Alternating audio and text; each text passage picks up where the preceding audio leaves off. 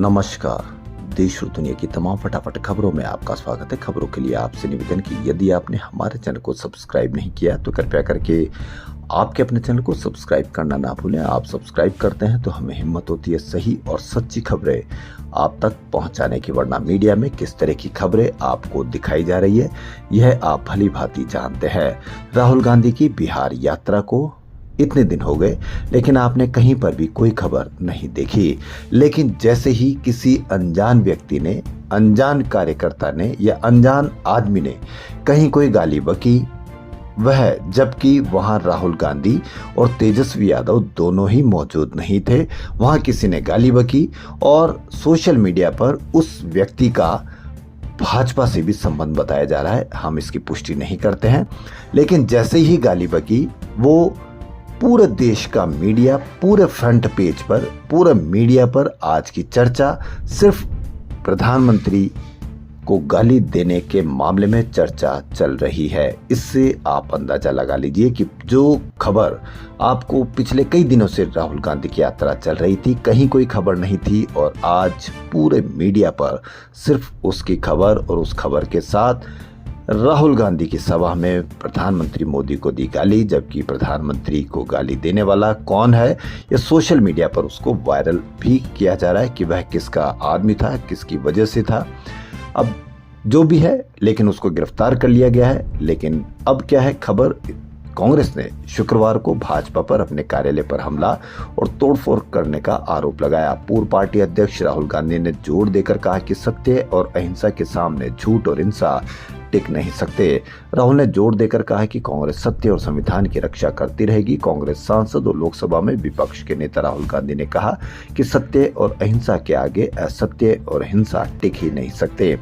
मारो और तोड़ो, जितना मारना तोड़ना है, हम सत्य और संविधान की रक्षा करते रहेंगे।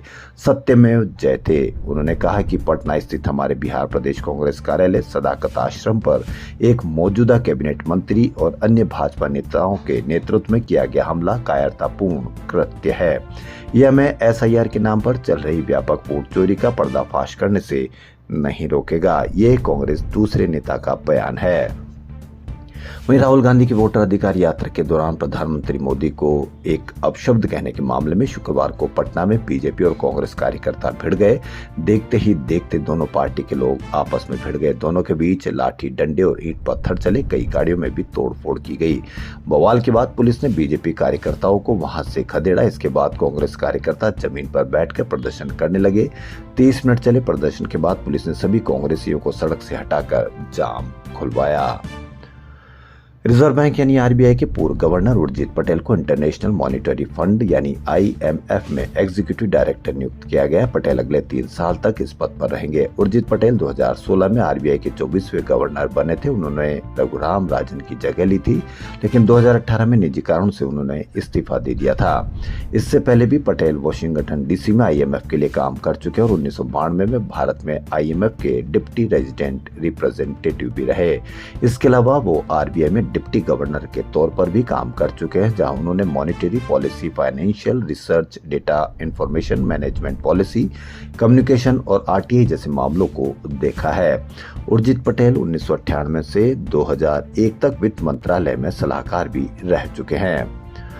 पश्चिम बंगाल की तृणमूल कांग्रेस सांसद महुआ मोइत्रा ने गृह मंत्री अमित शाह पर एक बयान दिया। उन्होंने शुक्रवार को नादिया जिले में घुसपैठ मुद्दे पर कहा कि सीमा सुरक्षा की जिम्मेदारी गृह मंत्रालय की होती है। मीडिया से बात करते हुए तृणमूल सांसद ने कहा कि मेरा उनसे साफ सवाल है कि वह सिर्फ कहे जा रहे हैं घुसपैठिए घुसपैठिए घुसपैठिए।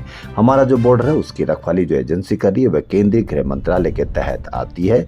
प्रधानमंत्री ने 15 अगस्त को लाल किले से कहा कि घुसपैठ हो रही है और उसकी वजह से डेमोग्राफी चेंज हो रही है। तृणमूल सांसद ने कहा कि अगर गृह मंत्री और गृह मंत्रालय भारतीय सीमाओं की रक्षा नहीं कर सकते और प्रधानमंत्री खुद बोल रहे हैं कि बाहर से आकर लोग हमारी माँ बहनों पर नजर डाल रहे हैं, हमारी जमीनें छीन रहे हैं, तो फिर ये गलती किसकी है? हमारी और आपकी गलती है।